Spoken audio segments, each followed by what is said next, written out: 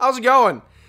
Good old buddy Cab back again, and we're going on vacation today. As you can see, I got my vacation polo on that I took away from work that I can have, and got my trunks.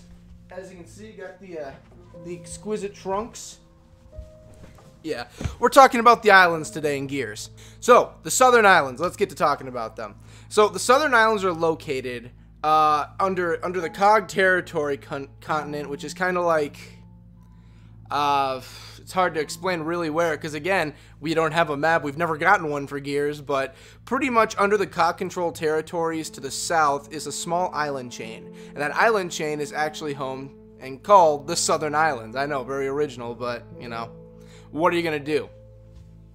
So the Southern Islands are pretty much just a territory more than a country. It's under the Cog, but it's not really...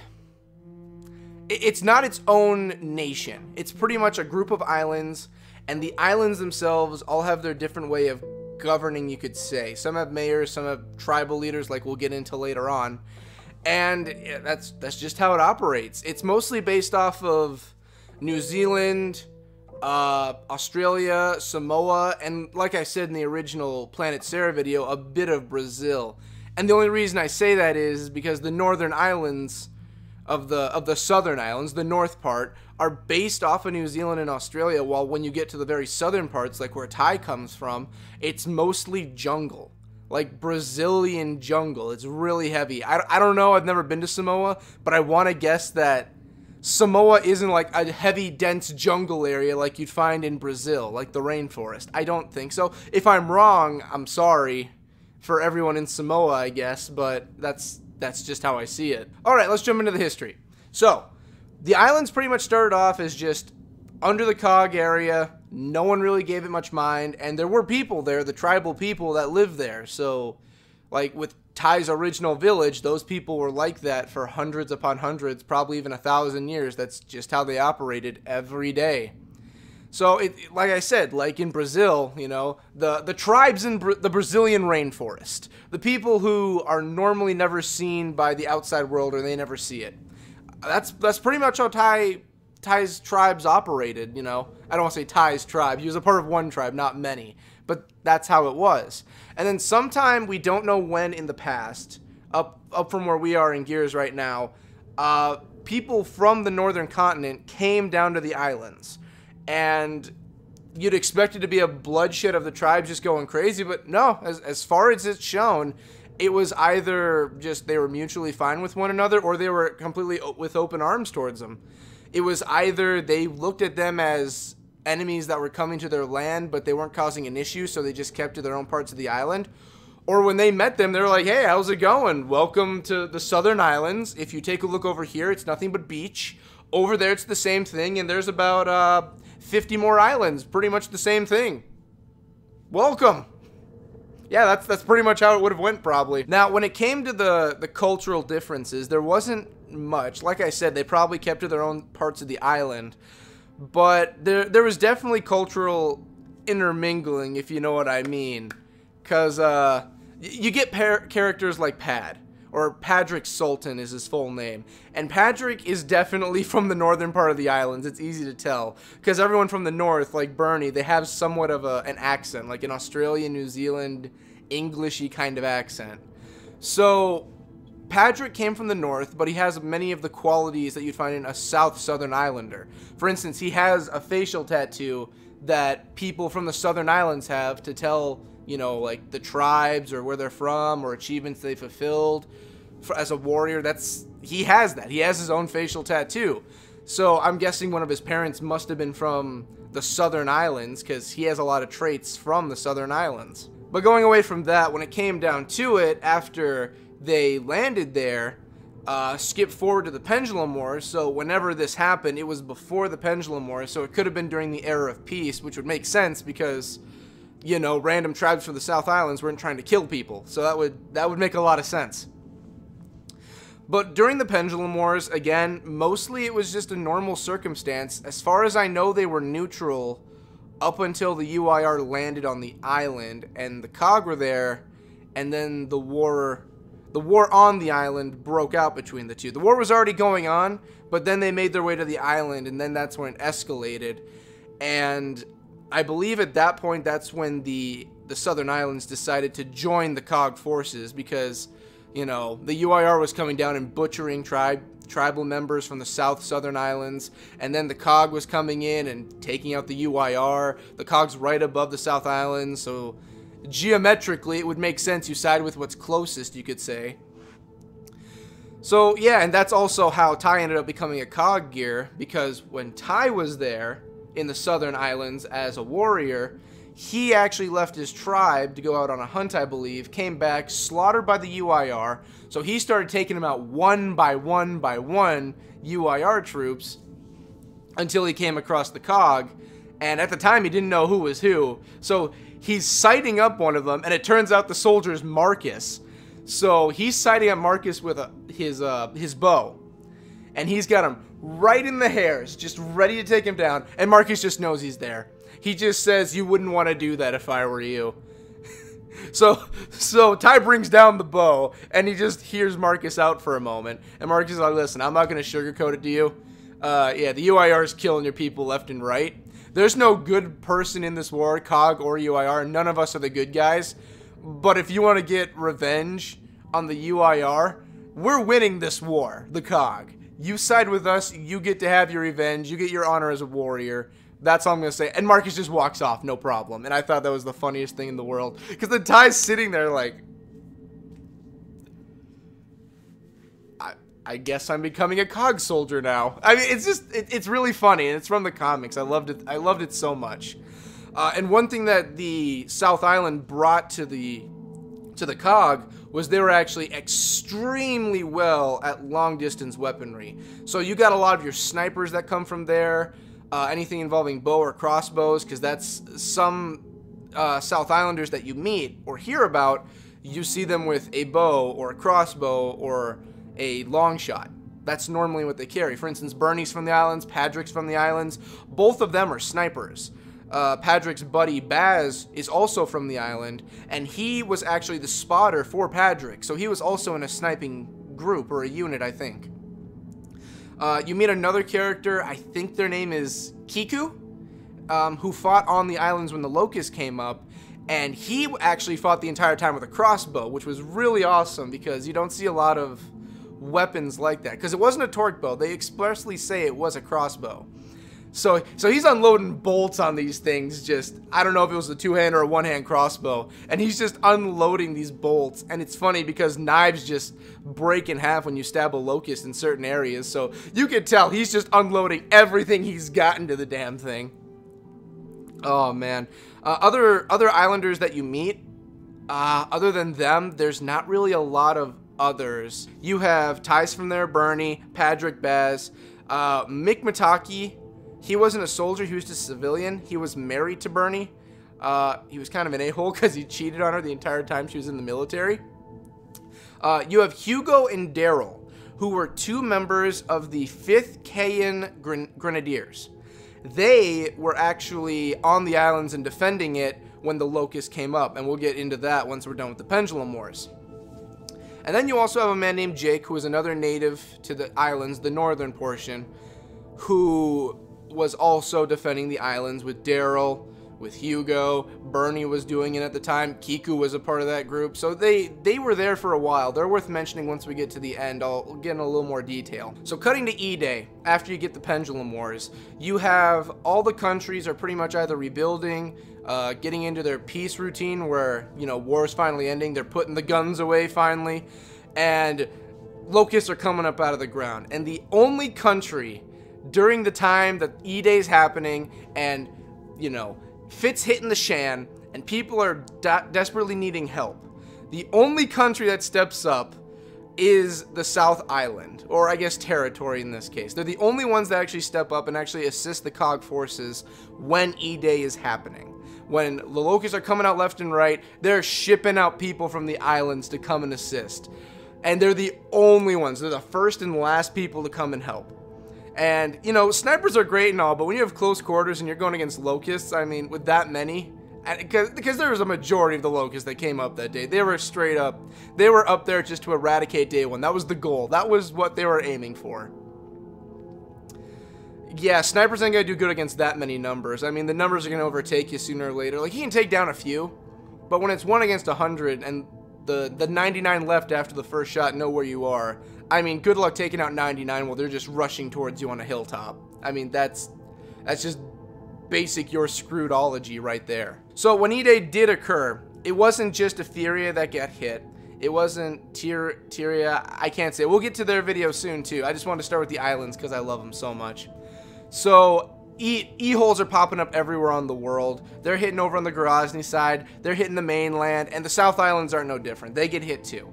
The major islands are hit extremely hard, and many people are taken out right away. Now, the smaller islands are spared because the Locusts really just don't see the point in hitting the small areas because they were tactical enough to understand we're not going to hit every single area. We're going to hit everything major and go from there. And there was one other thing that kept some of the small islands safe. Just one thing. The tiniest little thing possible. So small you can't even think about it. The reason Vectis was around too in the end. The big old abysmal trench. Which, as far as we've been told, is just a big old chasm at the bottom of the ocean where nothing is getting past. There's no way the Locusts are digging past there. It took the lambent creatures, it took emulsion in general, just all of that kind of stuff after, once you get into the events of 3 and the beginning of the books that lead into it, they couldn't get through it right away.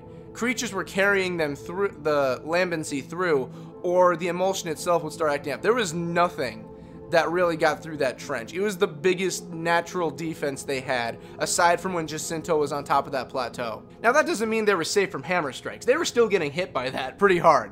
They got hit. Islands were destroyed. I can imagine there was nothing literally left of the island. It was just ocean at that point. Again, the small islands were safe because the hammer can only focus in on so many areas because it's satellite shot. It's from the satellite down. So they weren't going to go through every island when they were coordinating the attacks. So, for instance, Bernie's island, her original island, I don't believe that was hit. The major ones were hit, no question. They were gone. The moment they had the chance, they dropped it. They gave people a 3-day warning, and that was it. Some of the smaller outlying areas, I believe the tribal islands were possibly safe too, because the Locusts aim for major populated areas, and I don't think there's a large cluster of people on the southern islands where the tribe members were. So I don't think there was much of an issue there. I know the Locusts probably headed there once they came up at some point, but I don't think E-holes were basically coming up for there. I don't think the hammer was mainly focused there. So there might have been some survivors in that area possibly, but again, it's never stated. So then we get into after the hammer strikes, and it's pretty bleak after that because the South Islands are one of the only places that actually held out for a while. They were able to have a small group of people. For instance, the group that had Bernie, the group that had Daryl, Jake, Kiku, Hugo, that group lasted on one of the major islands for roughly 8 years when Bernie got there. So from when Bernie got from her island to that main island, 8 years, that's what she was doing. She spent 8 years defending that place. And they were slowly being nicked down little by little, but they were using guerrilla tactics the entire time against the Locusts. That's all they had, and that's all they had to use. And then after Bernie left, I mean, as far as we know, the survivors went off to her original island, which was one of the safe areas, and we don't know if lambency hit them. We don't know what happened after Adam Phoenix's bomb went off and what their situation was. We don't know if anyone's alive anymore.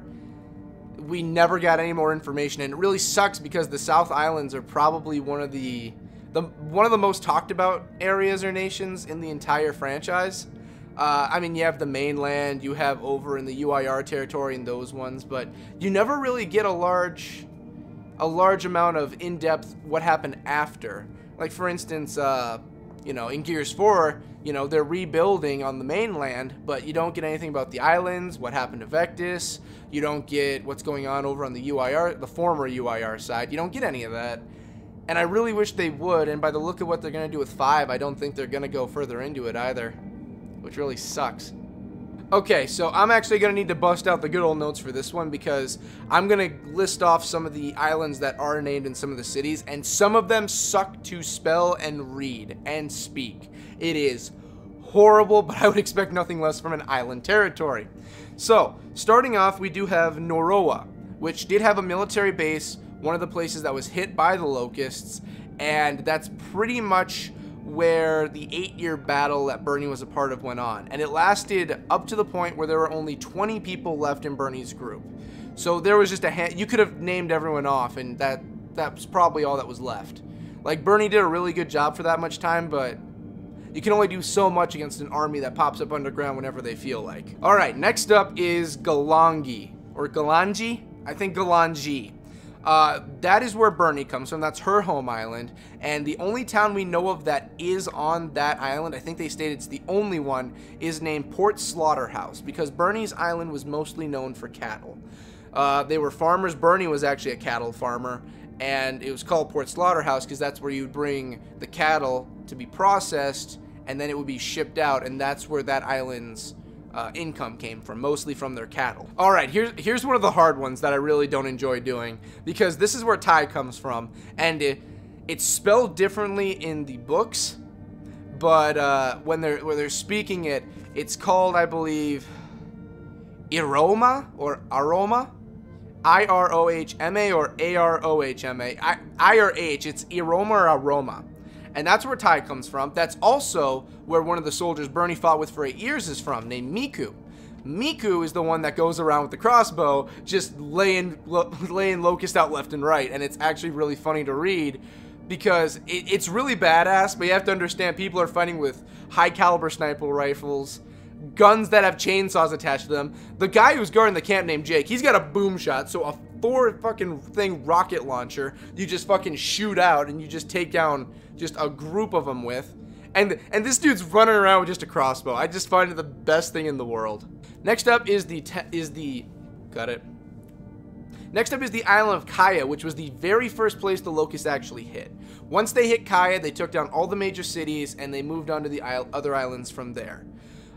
Pretty much how the islands work, they hit the most largest populated one because that's where most of the cities were too, and then they moved on to the other islands from there. They didn't really just hit all of them at once because it would have been too scattered, especially if they would have hit the tribal one. That would have just, it's guerrilla fighting all the way when it came to Ty's tribe. They wouldn't have really stood a chance because for 8 years Bernie could hold them off guerrilla wise.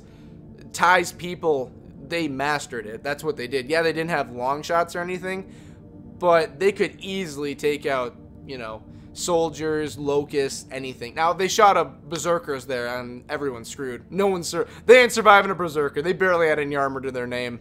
Alright, and then finishing it off, there are a few cities that are mentioned that we never actually see, mostly in the books. Those would be, and I have to look these ones up because, again, the spelling is just so amazing with the islands. Sotaroa, briefly mentioned because a man mentions that his son was stationed there or from there, and that's all the information we ever got about it. And lastly was Lake Station. Okay, this is where Mike or Mickey, Bernie's husband, had family. That's where they were staying at the time. We have no clue what island it was, but as far as we know, it was one of the last safe places on the main islands. Finishing up the South Islands, pretty much I just wanted to talk about some of the characters that come from there. I've already talked about a decent amount of them, but I might as well just list them off again. So, Ty comes from the islands. He's from the southern regions. Then you have Bernie, who's on the northern side of the island. She along with Patrick, they're called the Northerners, pretty much. Again, there's nothing really horrible between the North and South Islanders there. But it's just two different kind of cultures. That's really what it is. And then we get to Patrick. And oh my god, I cannot wait to talk about him when I have that episode going. Patrick's just like the in-between. He's a northerner, but he's just caught right in between like the two different areas. It's hilarious because it said he has like ginger red hair at the time. And he's the most northern you could imagine, but he just acts somewhat like a South Islander. And it's just amazing. You have Baz, who was actually Patrick's spotter in the Pendulum Wars, so he was a part of the same group.